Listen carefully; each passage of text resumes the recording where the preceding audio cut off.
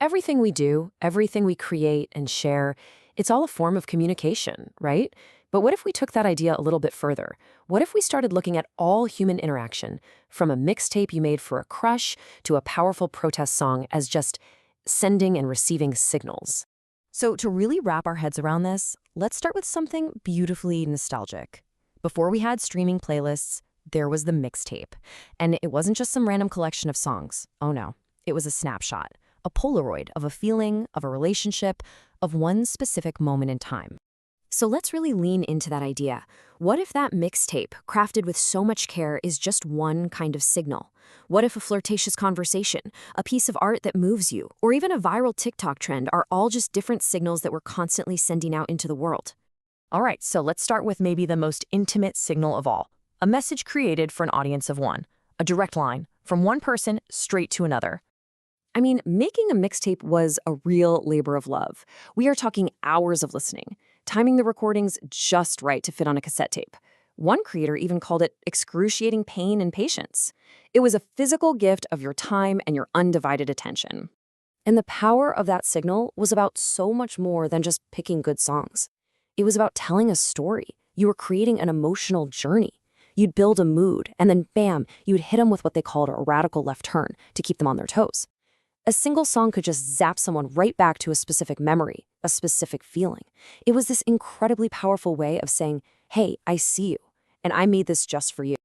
Okay, so how does this idea of a personal one-to-one signal apply in other areas? Well, let's look at another very specific one, the signal of attraction. How exactly do we communicate interest and desire? When we're trying to connect with someone romantically, we're sending out this whole complex web of signals. And it turns out there's this really delicate dance between the art of genuine connection and the cold, hard data of what people are often looking for. And that contrast is pretty fascinating, right?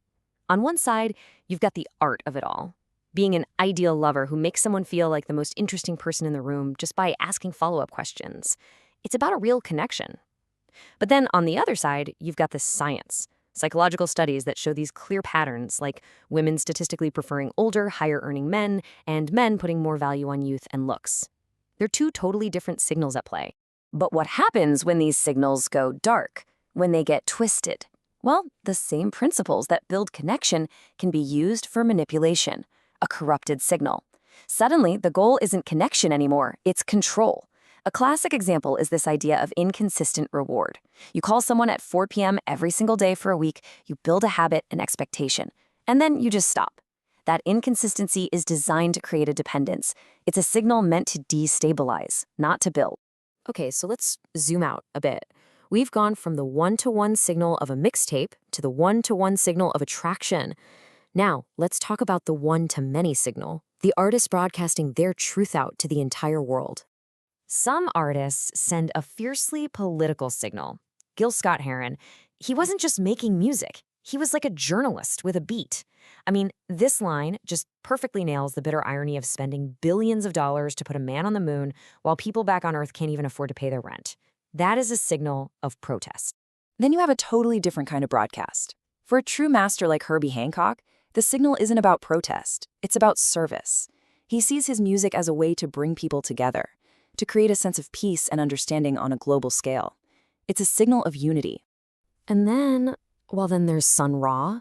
His signal wasn't even meant for this world at all. He claimed he was from another planet, and his music was this cosmic, spiritual broadcast. It was basically an invitation to skip the mundane stuff here on Earth and travel the spaceways with him, a signal to a whole other plane of existence. But these powerful signals, whether they're about protest or unity or spirituality, they often get met with a lot of resistance. So what happens when someone decides that a signal is just too dangerous and they try to jam the frequency? Well, that's censorship. And at its very core, it's a political act. It's a group with power basically declaring that a specific message, a specific signal, is so disruptive to their society that it has to be erased from the public conversation. And wow, this has a long and pretty bitter history. Back in the 1930s, radio stations just flat out refused to play Billie Holiday's gut-wrenching protest song, Strange Fruit.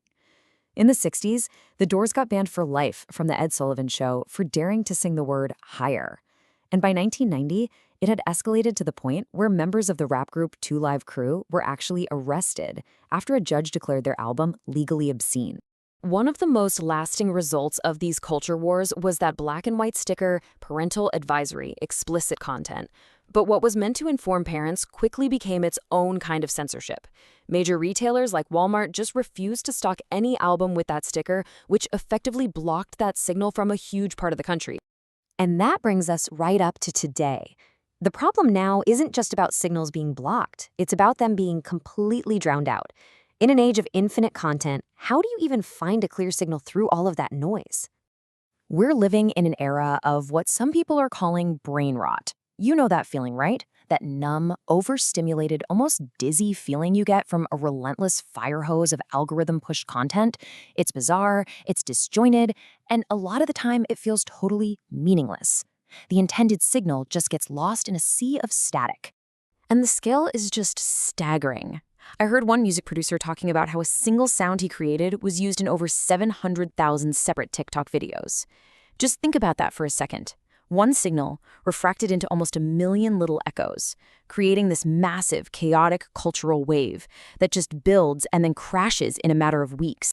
So how do we cut through all that? Where are the clear signals today? Well, comedian Chuck Nice argues that comedy is one of them.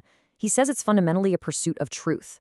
In a world drowning in noise and nonsense, a really good joke can be one of the clearest signals out there, just slicing right through the chaos to reveal something real.